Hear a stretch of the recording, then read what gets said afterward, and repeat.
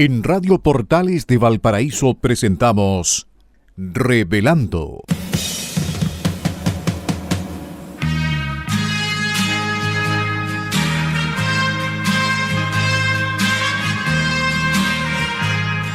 Un programa donde se abordan temas de actualidad, contingencia y la agenda cultural de la zona. Entrevistas del ámbito nacional e internacional. Revelando es presentado y auspiciado por Asofar AG, Asociación de Oficiales de la Armada de Chile en Retiro, Asociación Gremial. Con ustedes, Revelando en Radio Portales de Valparaíso.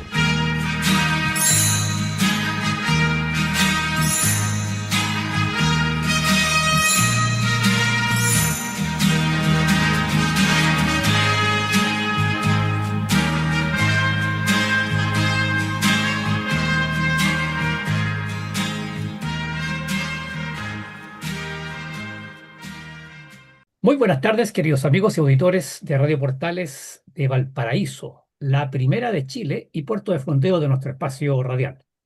Hoy, viernes 20 de marzo de 2026, estamos dando inicio a un nuevo programa de Revelando que los acompaña de lunes a viernes de 6 a 7 de la tarde. Y hoy, como todos los viernes, junto a ustedes, Francisco Muñoz Pinto y Mari Mateluna Morales, conductores de Revelando del día viernes. Agradecemos a Radio Portales de Valparaíso que nos abre sus señales en el dial de FM 89.5, AM 840 y también a través de su señal online en la página web www.portalesfm.cl. Por supuesto, agradecemos a nuestro auspiciador, a quien hace posible que Revelando esté en el aire todos los días junto a ustedes. Nos referimos a la Asociación de Oficiales de la Armada en Retiro, ASOFAR. Gracias una vez más a Radio Portales de Valparaíso y un especial agradecimiento a nuestro auspiciador Asofar. También, y como lo hacemos habitualmente al iniciar cada uno de nuestros programas, saludamos a nuestro gran amigo y colaborador Enzo Alvarado, quien permite que este programa llegue hasta los estudios de Radio Portales de Valparaíso. Nuestro agradecimiento y saludo cariñoso a Enzo. Y por supuesto, no podemos dejar de saludar y de agradecer a nuestros amigos radiocontroladores de Radio Portales de Valparaíso que colocan finalmente este programa en el aire. Nos referimos a don Luis Salinas y a don Gerardo Terán. Francisco Muñoz, ¿cómo está usted? Muy buenas tardes en este nuevo viernes de nuestras vidas. Hola Mario, hola Enzo, Radio Portales, muy buenas tardes. Muchas gracias por permitirnos estar al aire. A los que nos están escuchando, muchas gracias por acompañarnos. Esperamos poder entregarles información que sea de su interés. Francisco, y no podemos dejar de iniciar el programa del día de hoy sin expresar nuestra tremenda pena y consternación por el fallecimiento del carabinero que fue baleado allá en el sur de nuestro país. Eh, Falleció anoche, el día de hoy es su velatorio. Padre de un niño de 7 años y esposo también de una servidora de la institución de Carabineros de Chile. Así es que nuestro saludo, nuestra solidaridad con la familia, con la institución de Carabineros de Chile. Creo que todo Chile está de luto el día de hoy, Francisco. Y esperemos que encuentren al responsable de este fallecimiento y que se pueda hacer justicia. Así es, Francisco, así es. Nuestro abrazo cariñoso a todos los carabineros de nuestra patria. Ya, Francisco, vamos entonces con las efemérides nacionales y navales de la presente semana. Vamos. 16 de marzo de 1817. Se funda la Academia Militar, hoy Escuela Militar, cuya finalidad era preparar a oficiales, sargentos y cabos para el ejército. El decreto lleva la firma del director supremo, general Bernardo Higgins Riquelme, y el de su ministro de guerra, José Ignacio Centeno. Su primer director fue el sargento mayor de ingenieros militares Antonio Arcos y Arjona, y su subdirector, el teniente Jorge Buchef Isnel. El plantel se ubicó en el convento de la iglesia de San Agustín, la actual esquina de las calles Estado y Huérfanos en Santiago. Hoy, la escuela militar lleva el nombre de su ilustre fundador, general Bernardo Higgins. Es increíble cómo cuando se había dado, hacía un mes que se había dado la batalla de Chacabuco y ya estábamos formando, o sea, hacía un mes que había partido la Patria Nueva y ya estábamos formando la escuela militar y un tiempo después la escuela naval, todo lo necesario para afianzar la independencia de Chile. Yes. 14 de marzo de 1818. Se celebra una gran misa en la Iglesia Catedral de Santiago para invocar la protección divina de las fuerzas independentistas, anunciando el gobierno que erigirá un templo a la Virgen del Carmen, patrona jurada del Ejército de Chile, en el mismo lugar en que se obtuviera el triunfo que asegurara la independencia definitiva. O sea, estaban pensando en lo que vendría. Esta promesa dará lugar más tarde a la construcción del templo votivo de Maipú, donde el 5 de abril de 1818, o sea, un mes después, se libró la batalla de Maipú La que batalla. consolidó nuestra independencia. 19 de marzo de 1818. Se produce la llamada sorpresa de Cancha Rayada. Nunca nos ha ido bien, nunca nos fue bien en la época de la independencia en Cancha Rayada. Entre el desastre y la sorpresa, siempre fue así. Como decía, se produce la llamada sorpresa de Cancha Rayada. No confundir con el desastre de Cancha Rayada ocurrido el 29 de marzo de 1814, durante el periodo de la Patria Vieja, que fue la antesala del desastre de Rancagua. Mientras las tropas de los generales San Martín y O'Higgins pernoctaban en las afueras de Talca, en horas de la noche se deja caer por sorpresa la fuerza realista mandada por Ordóñez, produciéndose entre los patriotas, tras un corto y sangriento combate, una desordenada retirada hacia Santiago, lugar donde la noticia del encuentro llega el día 21 en la mañana, dándose por muertos a O'Higgins y a San Martín.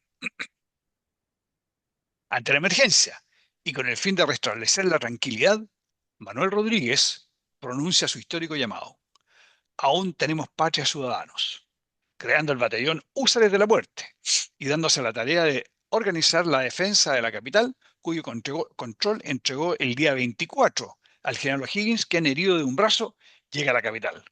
Con ese mismo brazo herido se presenta después en el campo de batalla, en la batalla de Maipú, De Maipú. en el abrazo de Maipú, donde aparece con el brazo en cabestrillo. 14 de marzo de 1915. Se produce el hundimiento del crucero alemán Dresden en Juan Fernández.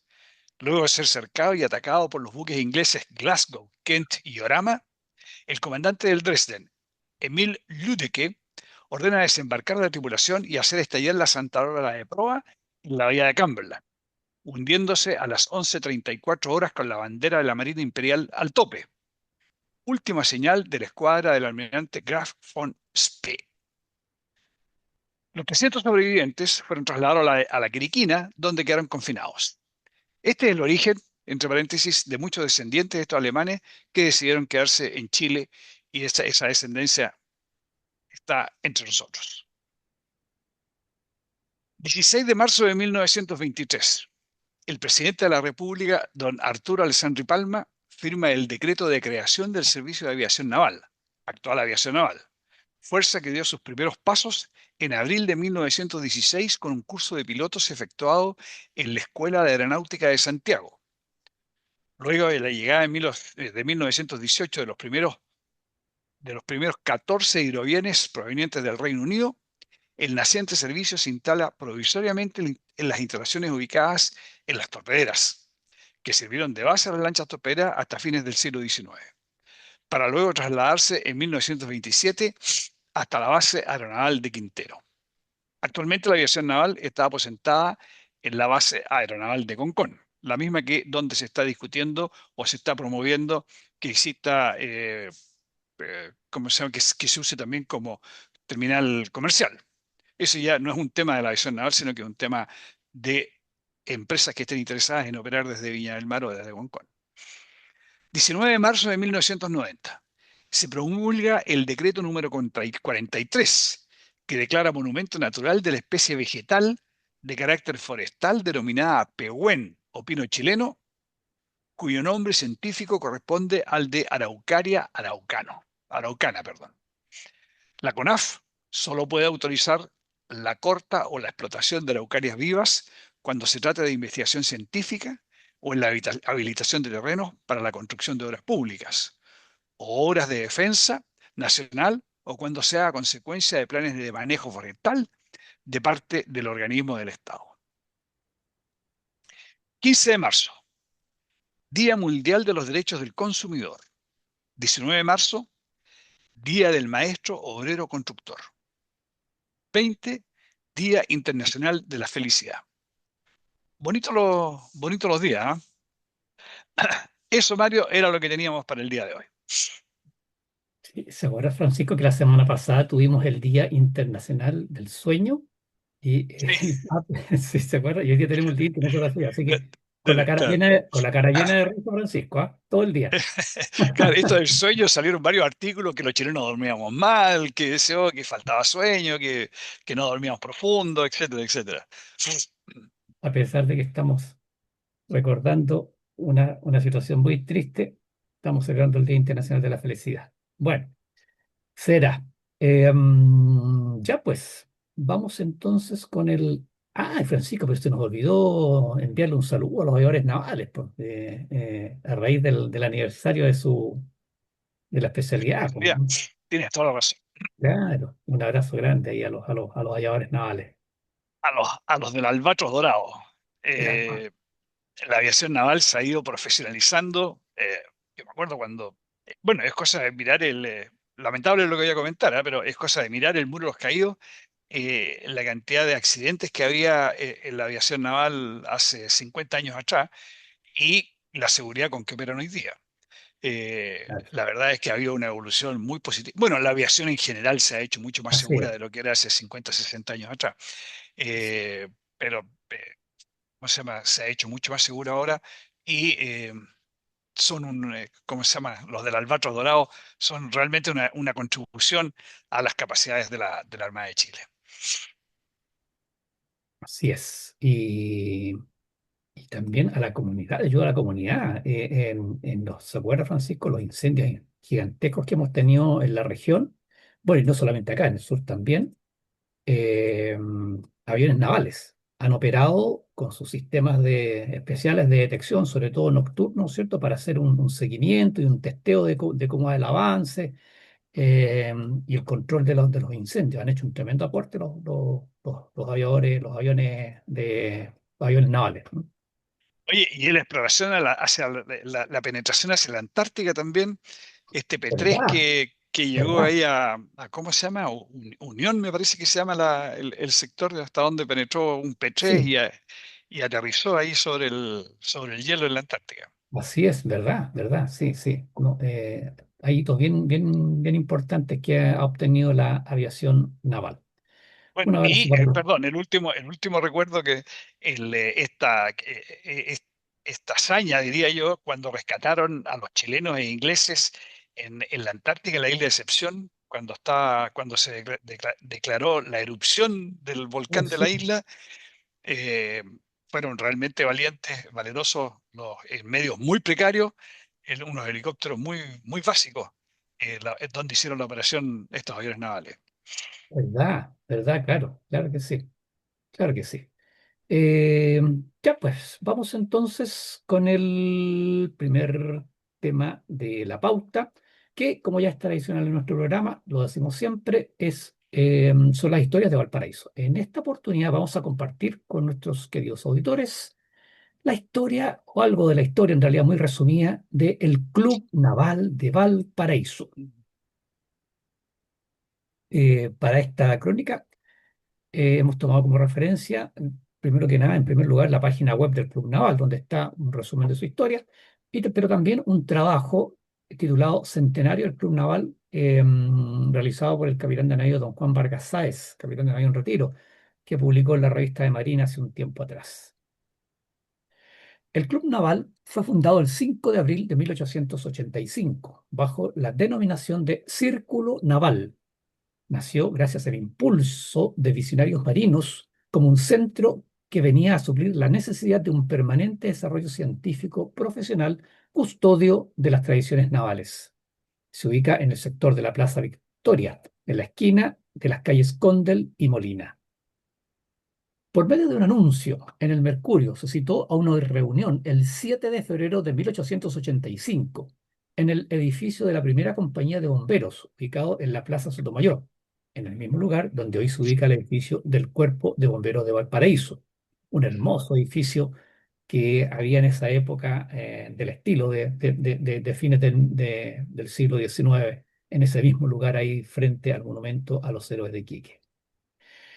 En esta reunión se acordó crear una sociedad que se denominaría Círculo Científico Naval, con el objetivo de fomentar los intereses de la Armada, celebrando conferencias periódicas, abriendo certámenes y manteniendo un órgano de publicidad que probablemente sería denominado Revista de Marina. Se designó una comisión presidida por el comandante general de Marina, don Domingo de Toro Herrera, asistido por 4 directores, entre los cuales se encontraba el capitán de navío, don Luis Uribe Orrego, célebre sobreviviente, ¿no es cierto?, de la gloriosa Esmeralda. El 5 de marzo siguiente, la comisión ya entregó importantes conclusiones y directrices, entre las que estaba la formación de una comisión para redactar los estatutos, presidida por el comandante Uribe, y se proclamó el primer directorio, que quedó compuesto por presidente, capitán de navío, don Luis Uribe Orrego; vicepresidente, capitán de navío, don Francisco Javier Molina Gacitúa; y secretario, capitán de corbeta, don Vicente Segers Recasens; tesorero, contador primero, don Lorenzo Paredes, más una comisión de fomento. Qué nombre, Francisco, en el primer directorio, ¿ah? Todos Sí, héroes, sí. todos héroes de la Guerra del Pacífico, ¿ah? Luis Uribe, Francisco Javier Molina, Vicente Segers, el gran guardiamarina Vicente Segers, que dejó testimonios en sus cartas, tiene importantes testimonios en sus cartas, ¿ah? Qué bonito. Claro. En Ujú. realidad es bonito leer los nombres y ver esas personas cómo siguieron siendo importantes en la institución. Claro. Capitán de corbeta ya Vicente Segers. Claro, estamos hablando, dijimos, en 1885. Establecía las bases de la nueva institución y ya constituida a partir del 5 de abril de 1885, como habíamos adelantado, a pesar de que los estatutos fueron aprobados recién en 1893. La preocupación fue contar con un local donde realizar las reuniones de directorio, asambleas y mantener la documentación del círculo. La superioridad de la Armada de aquel entonces, muy comprometida con la creación de esta institución, dio las facilidades para que el círculo funcionara en el edificio de la Comandancia General, conocido como el edificio de la Gobernación Marítima, que se encontraba en el Malecón, en el sector donde hoy se ubica la estación Valparaíso del Metrotren.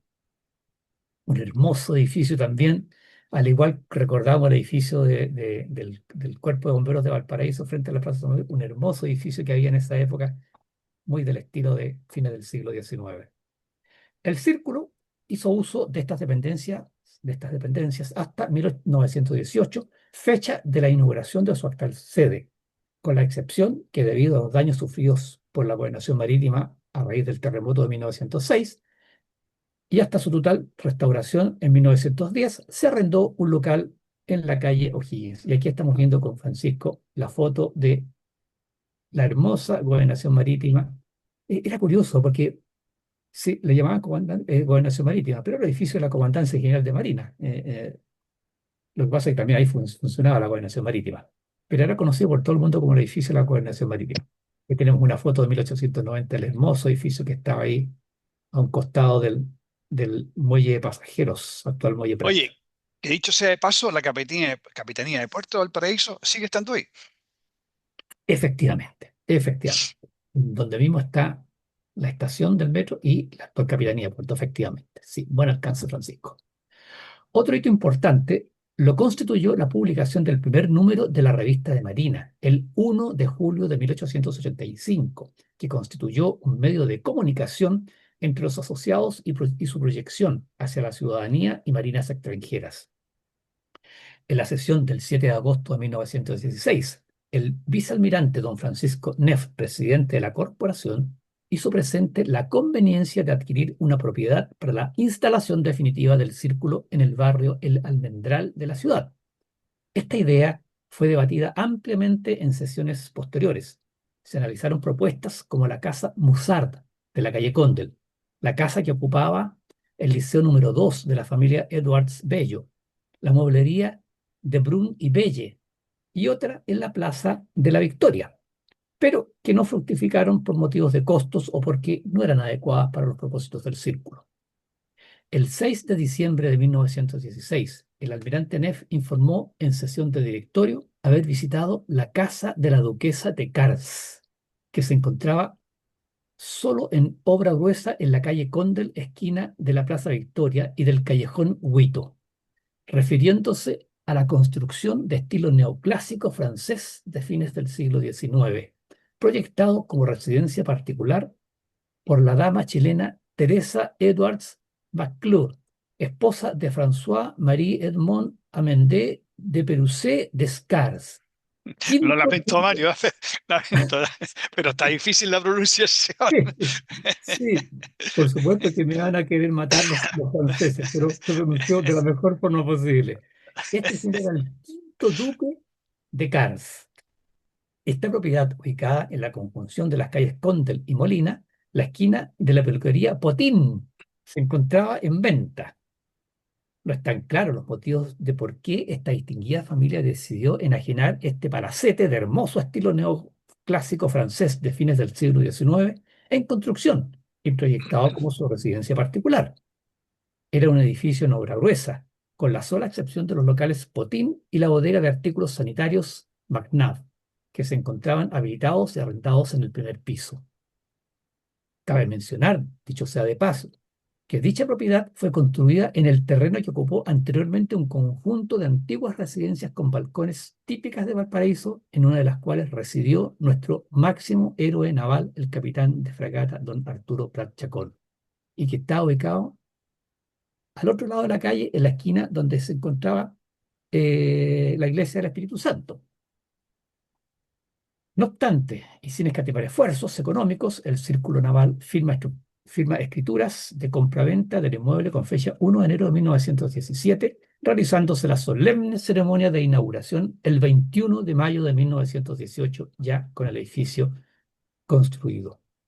En forma paralela con el proceso de adquisición de su sede social, el 4 de abril de 1918 cambió su denominación a la de Club Naval, que es como se le conoce hoy en día, y estatuyó que su objetivo será establecer un hogar común para los oficiales de la Armada y sus asociados para proporcionarles un centro de reunión y entretenimientos y propender en todo aquello que contribuya a su mayor prestigio social. Vemos aquí una hermosa foto, ¿no es cierto?, del club en 1920. Con el transcurso de los años y con una visión más amplia del club, se ha constituido no solo en un importante centro social y cultural, flamante sede que ha albergado a generaciones de oficiales de la Armada, sino que también en el depositario de un valioso patrimonio histórico-cultural, fruto de adquisiciones o de numerosos donativos de gran valor artístico y simbólico. Sus salas y salones poseen nombres de héroes, sucesos o figuras destacadas de la historia naval de Chile, y representa un activo arquitectónico invaluable para la ciudad, con un edificio de riquísimas formas y con una presentación e imagen que destaca y que forma parte del paisaje de la Plaza Victoria del puerto de Valparaíso. Y esa es la crónica, Francisco. Muy interesante, ¿ah? Oye, yo quería hacer referencia a un mal momento del Club Naval. El octubrismo, cuando estalló Oh, la violencia, la delincuencia en el año 2019, desgraciadamente el club ahí en plena Plaza Victoria fue motivo, digamos, fue centro de ataques, de lanzamiento de piedras, fue blanco, de claro, rayados. Claro, era el blanco, era el blanco blanco, a batir. absolutamente. Felizmente el club salió de ahí, se ha recuperado, está muy bien funcionando y dando el aporte arquitectónico a la ciudad que tú estabas mencionando. Pero fue una mala cosa para el club y para todo Chile, por supuesto, pero en Sí. particular para el Club Naval también, eh, la delincuencia del mes de octubre del año 2019. Francisco, y con el tremendo riesgo, yo recuerdo que en esa época la administración del club y la Armada, por supuesto, estaba tremendamente preocupada por como decía la crónica, por los cuadros, las obras La pictóricas que se encuentran, pinacoteca. la pinacoteca, efectivamente. porque existía el riesgo que el edificio fuera incendiado y se perdiera todo ese patrimonio, ese riquísimo patrimonio con ese tremendo cuadro de Subercaseaux Francisco del hundimiento de la Esmeralda, maravilloso que hemos tenido la oportunidad muchos de apreciar ahí en uno de los salones del club. Bueno, estamos en la hora, Francisco, de la pausa musical. ¿Qué le parece si vamos a la pausa y estamos de regreso enseguida en el segundo bloque de nuestro programa? Muy bien, queridos amigos, estamos de regreso para iniciar el segundo bloque de nuestro programa Revelando. Eh, Al iniciar este segundo bloque, agradecemos una vez más a nuestra querida Radio Portales de Valparaíso, gracias a quien Revelando está en el aire pues, todos los días, de lunes a viernes, de 6 a 7 de la tarde, y el día viernes junto con Francisco Muñoz, acompañándolos en este programa del día viernes. Y por supuesto, también agradecemos a la Asociación de Oficiales del Armada en Retiro, a SOFAR, auspiciador de Revelando, y gracias a quien estamos al aire, pues, acompañándolos aquí en Radio Portales de Valparaíso. Ya, vamos entonces con el segundo tema de la pauta, que tiene un nombre muy sugerente, ¿ah? Que va a desarrollar Francisco Muñoz. Las fiestas se pagan, Francisco. Así es, Mario. Hay que pagar la fiesta. Mario, pero antes de partir con este tema, quiero repetir nuevamente nuestro sentido pésame a la familia del sargento segundo Javier Figueroa, sargento segundo de Carabineros, vilmente asesinado en las inmediaciones de Puerto Varas. Otra víctima más de esta querida institución que tanto le ha entregado a Chile, que es Carabineros de Chile. Bien, Así es, Francisco. vamos, vamos al tema de la fiesta. Cuando Michelle Bachelet asumió para su primer periodo presidencial en el año 2006, la deuda externa del Estado de Chile, estamos hablando solamente de la deuda, voy a hablar solamente de la deuda del Estado. La deuda del Estado era el 5% del Producto Interno Bruto. O sea, era el 5% de lo que Chile tenía.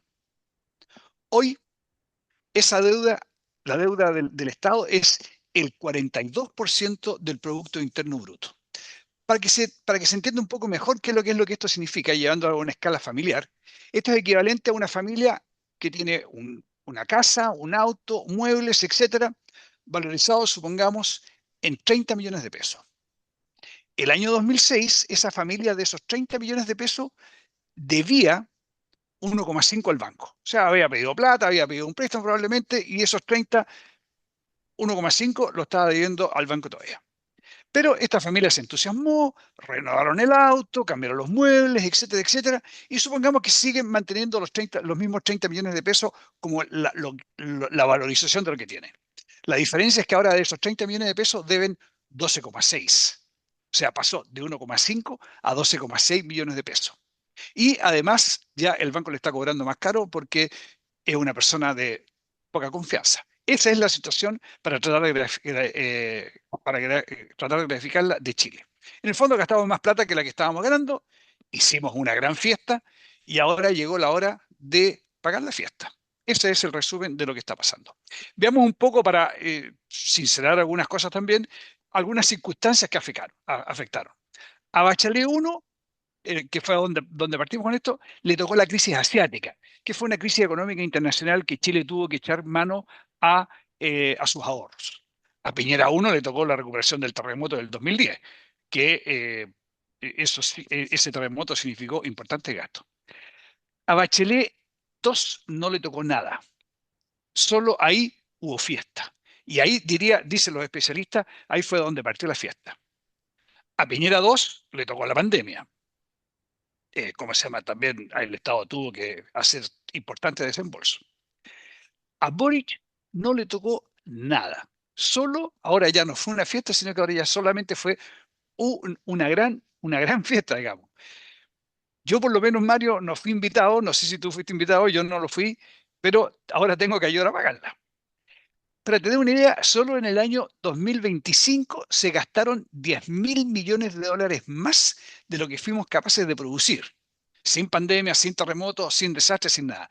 Me es difícil entender cuántos son 10.000 millones de dólares. Más difícil me es decirle a ustedes, tratar de dar un ejemplo de qué es lo que son 10.000 millones de dólares. Pero es mucha, mucha plata. El presupuesto anual del Estado son del orden de 80.000 millones, y de esos 80.000, en vez de gastar 80.000, gastamos 90.000. Y que no los teníamos, por supuesto. Esa es la situación con que se está enfrentando el nuevo gobierno.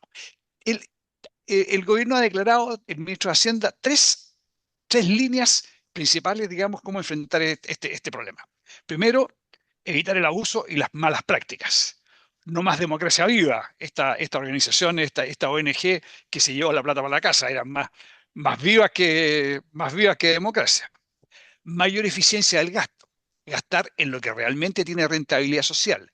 Es decir, gastar la plata en ayudar realmente a los más necesitados. Austeridad fiscal, eliminar los gastos superfluos. Esas son las tres áreas principales en que se está enfocando el gobierno. ¿Y cuál es el plan del gobierno? Reducir en un 3% el presupuesto de todos los ministerios, eso ya está en ejecución. Incentivar la inversión privada, también está funcionando. Adoptar medidas pro empleo, ejemplo, incentivar la construcción, las concesiones de obras públicas, etcétera, cosa que también ya se está realizando porque están actuando muy rápidamente. Parece sencillo, pero los organismos públicos van a tener que ser eficientes y hay que generar confianza en los privados para que, partan invirtiendo. Y todos nosotros ahora a apretarnos el cinturón y a ayudar a pagar esta fiesta a la cual la gran mayoría de los chilenos no fuimos invitados. ¿Qué te parece, Mario? Me parece pésimo, Francisco, me parece pésimo. Yo me quedo entre el título y un comentario que usted hizo. Eh, esta, esta fiesta, ¿no es cierto? Esta gran fiesta, la estamos pagando todos, la estamos pagando todos los chilenos. Eh, y uno dice, bueno, ¿hay beneficios o qué beneficios vemos en relación al inmenso mayor gasto que se hizo? Y no hay absolutamente nada, nada, no hay ningún índice, no hay ninguna señal de, uno dijera, a ver, mire, ¿sabe qué? Voy a inventar una tontera.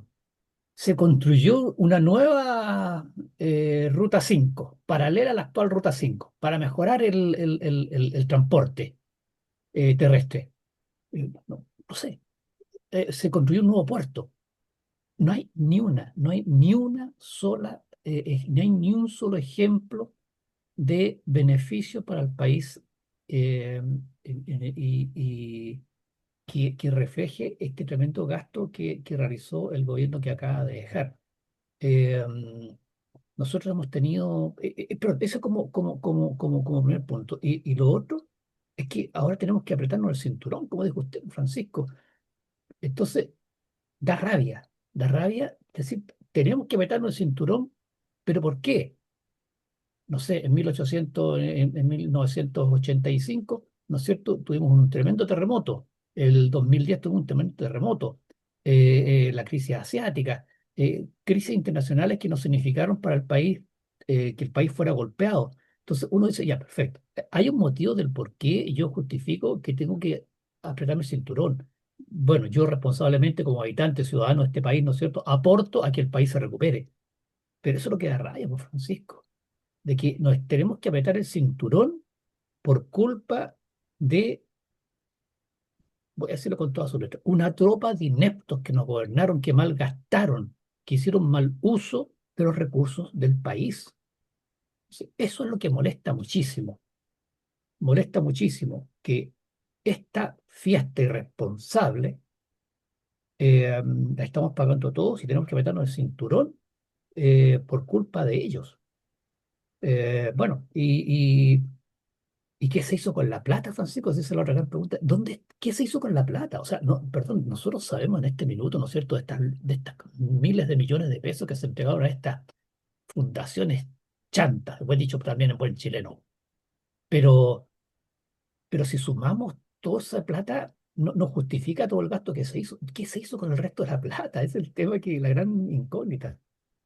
Oye, Mario, ni siquiera sacaron adelante el estudio preliminar, ni siquiera el estudio preliminar de un proyecto que para ellos era emblemático, este tren que iban a hacer de Santiago a Valparaíso.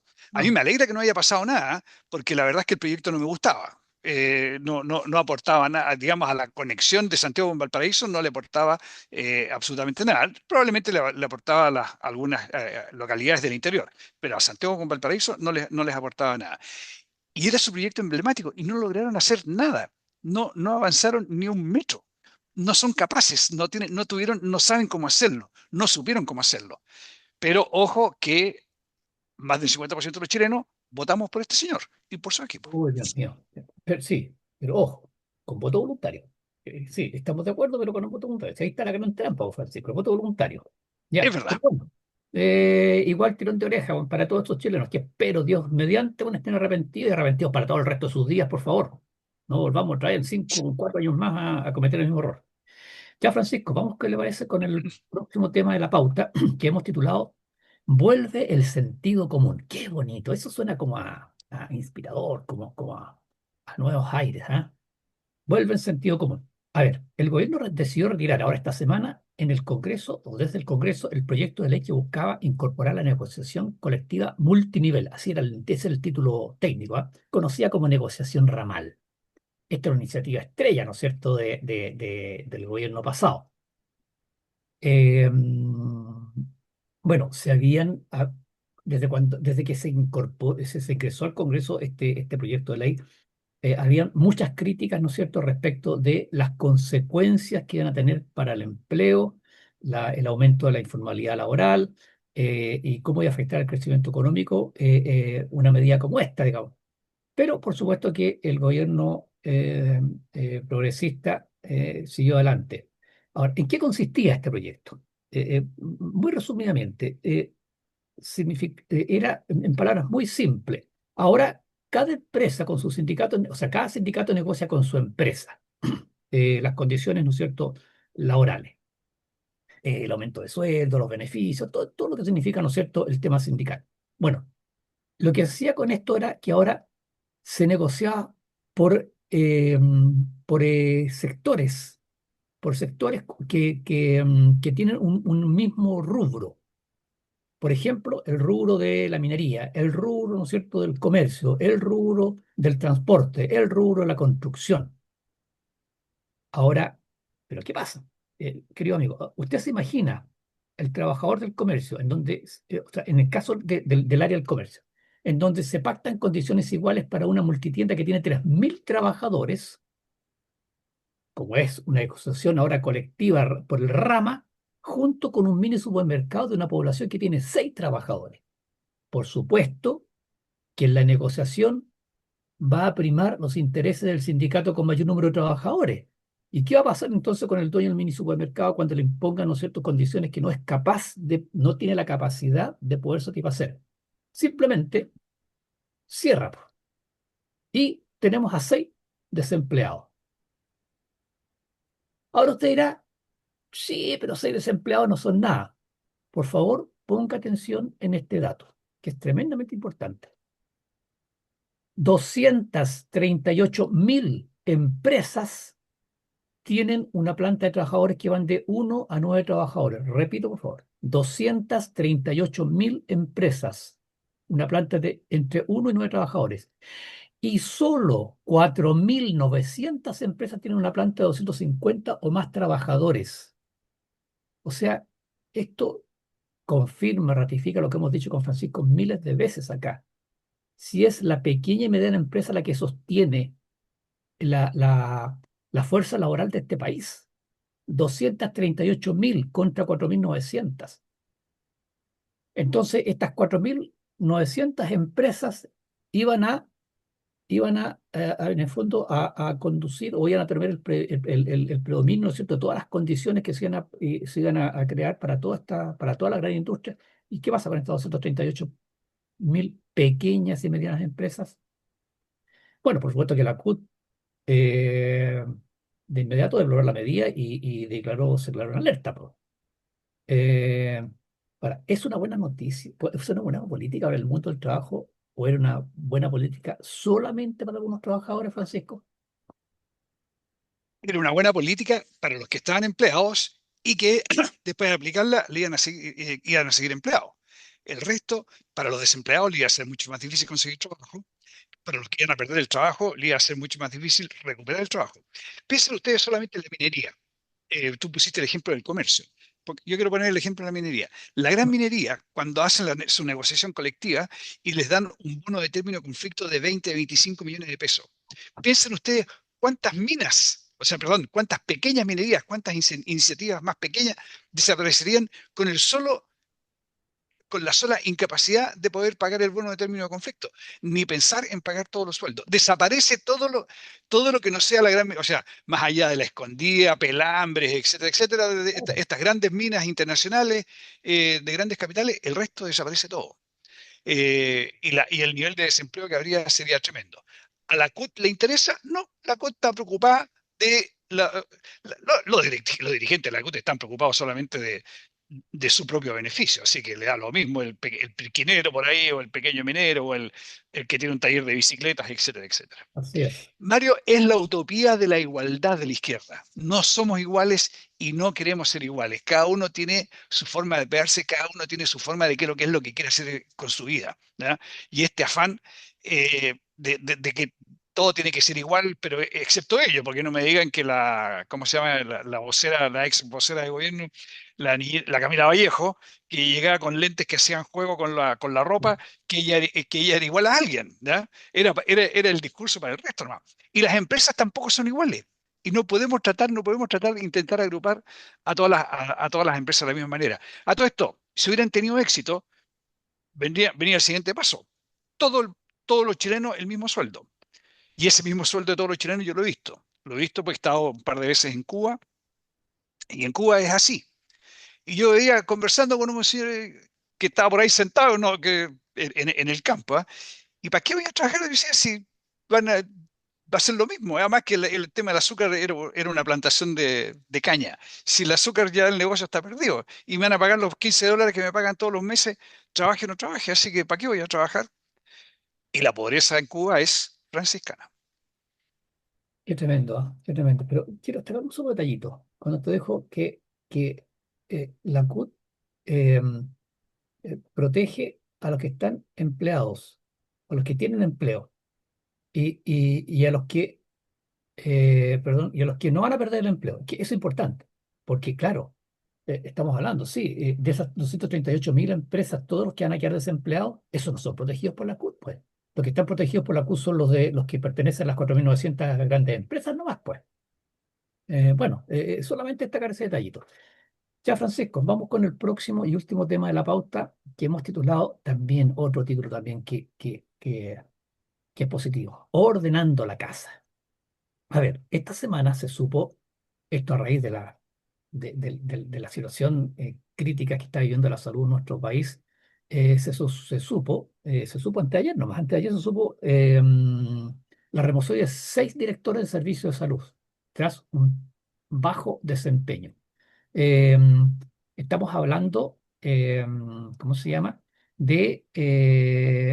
Los organismos de estas, dije yo, directores de servicios de salud de Antofagasta, Maule, Biobío, Los Ríos, Reloncaví y la región metropolitana norte. Más que se aceptó la renuncia voluntaria ahí de la directora regional de Tarapacá. Bueno, pero ¿cuál es el punto? O sea, aquí lo que yo quiero destacar, esta gente no le piden la renuncia por un tema político.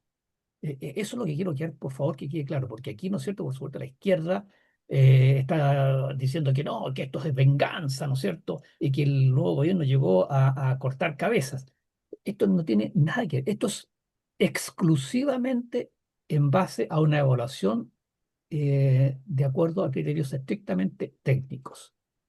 El, Existe un índice, existe un ranking de servicios de salud que elabora una serie de instituciones que son muy prestigiadas en el país. Este listado se calcula con 2 índices, los casos GES y no GES, y se miden factores como retraso y promedio de días de espera. Entonces, este índice, el que esté más cerca del 1, es el mejor desempeño. Y bajo el 1 es el mal desempeño, porque es un índice. La gente que sabe un poquito de porcentaje, de un poquito de estadística, entiende esto. Pero bueno, quédese nomás que el que 1 es el óptimo, 0 es el más malo. Bueno, por ejemplo, el servicio de Reloncaví marcaba un 0,32%. El Metropolitano Norte marcaba un 0,34% y la región del Bío, o sea, y el regional de Biobío marcaba un 0,5%. O sea, esto es, queridos amigos, aquí no se le pidió la renuncia a estos directores regionales porque eran de otro color político, era porque hicieron mal la pega, era porque hay un mal desempeño, más tiempo de espera y una muy mala productividad. Entonces, ¿es posible, Francisco, decir o no estar de acuerdo con las medidas que se están tomando?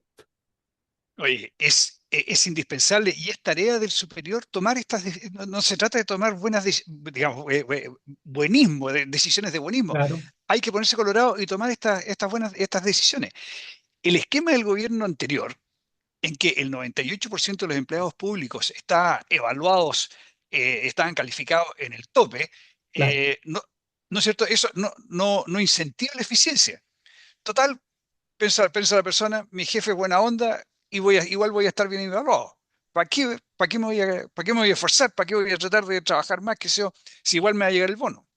Tiene Francisco, una pero licencia disculpe, porque es que el ejemplo que usted dio del señor de la caña de azúcar allá en en Cuba, Cuba. pues, Lo ¿para qué mismo, trabajo exactamente. si me van a pagar los 15 dólares? Si ¿Para qué los hago bien 15 la dólares me pega? llegan igual. ¿Para qué trabajo si voy a ganar el sueldo completo, más los bonos, todos los bonos que me llegan, ¿no es cierto?, por buen desempeño. Claro, oye, y aquí además que, ¿cómo se llama? Lo conocemos, ¿no es cierto? Tiene una licencia, me voy de vacaciones, tengo unas vacaciones a iniciar y no pasa absolutamente nada. Ahora, eso ellos lo entendían como buenismo, hay que ser bueno con las personas, que sé yo. Buenismo con lo suyo, con las personas a las cuales, con sus amigos que le dieron empleo. Pero los que teníamos que hacer uso del servicio público, lo pasábamos re mal. Ni hablemos de las pobres personas que están ¿cómo se llama?, en lista de espera para recibir atención de salud. O otras personas que requieren de otros servicios públicos. A esas personas este buenismo no les sirve para nada. Así es, pero qué bueno, o sea, pues estamos, en este programa estamos llenos de optimismo, ¿no es cierto?, con los temas que hemos tocado, porque usted partió, Francisco, destacando de que se acabó la fiesta. Seguimos con el tema de que vuelve el sentido común y terminamos con esto de que estamos ordenando la casa.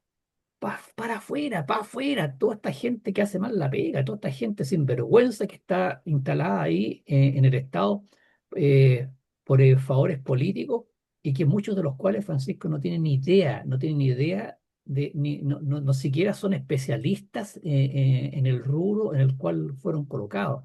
Entonces, para afuera con toda esa gente que no aporta, ¿no es cierto? Y está calentando asiento en buen chileno, ¿no le parece? Oye, y ¿cómo se llama? Y que se vaya creando, que se vaya recuperando el orgullo de los empleados públicos, el interés, las ganas del empleado público, no solamente soy empleado público y tengo un trabajo, no, me siento orgulloso porque lo hago bien. Me siento orgulloso porque el esfuerzo mío y el de mis camaradas, los que estábamos trabajando acá, logramos reducir la lista de espera en salud, Ah, porque logramos reducir las colas de la gente que va a sacar, ¿cómo se llama?, el carnet de chofer porque lo hicimos bien, lo hicimos rápido, atendimos bien a la gente que tenía que renovar el carnet de identidad, etcétera, etcétera, etcétera. Que se recupere la mística de los empleados públicos, que los profesores se sientan orgullosos de sus alumnos, que estén tratando de que sus alumnos les vaya bien, que den si es que alguno quiere entrar a la educación superior, que le vaya bien ya no sé cómo se llama la prueba porque le han cambiado tantas veces la- ya no sé si es la prueba de selección universitaria, la prueba de actividad académica, no sé cuál es ya. Pero recuperemos, ojalá, esas ganas de hacer las cosas bien y que desaparezca eh, ¿cómo se llama? Esta indolencia. Un empleado público que está en una oficina que lo está haciendo todo mal, que hay una cola de gente esperando su servicio y el hombre tiene una licencia y no le da ni asco, no le da ni vergüenza. Ojalá que recuperemos lo otro. así es, Francisco. Una fuerte señal de que habrá consecuencias si no se hacen bien las cosas. Eso es muy Es bonito, verdad, muy es bonito. verdad. Ya, Francisco, con esta alegría y con este optimismo, damos término a nuestro programa. Despedamos a nuestros auditores. Señores, auditores, nos despedimos con optimismo y fe de que el próximo viernes nos vamos a encontrar en una mejor situación. Así es, queridos amigos, como siempre les decimos al finalizar nuestro programa, les agradecemos de corazón su sintonía. Les deseamos que tengan un muy buen fin de semana y nos encontramos el próximo viernes, si Dios quiere. Continúen en la sintonía de Radio Portales de Valparaíso y que tengan una muy buena tarde-noche. En Radio Portales de Valparaíso hemos presentado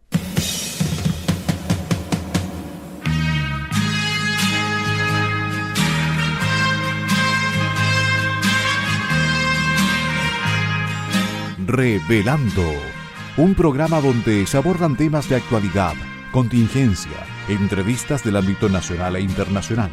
Revelando es presentado y auspiciado por Asofar AG, Asociación de Oficiales de la Armada de Chile en Retiro, Asociación Gremial.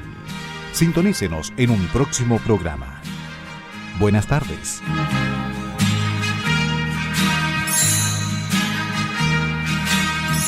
Las opiniones vertidas en este programa son de exclusiva responsabilidad de quienes las emiten y no representan necesariamente el pensamiento de Radio Portales de Valparaíso.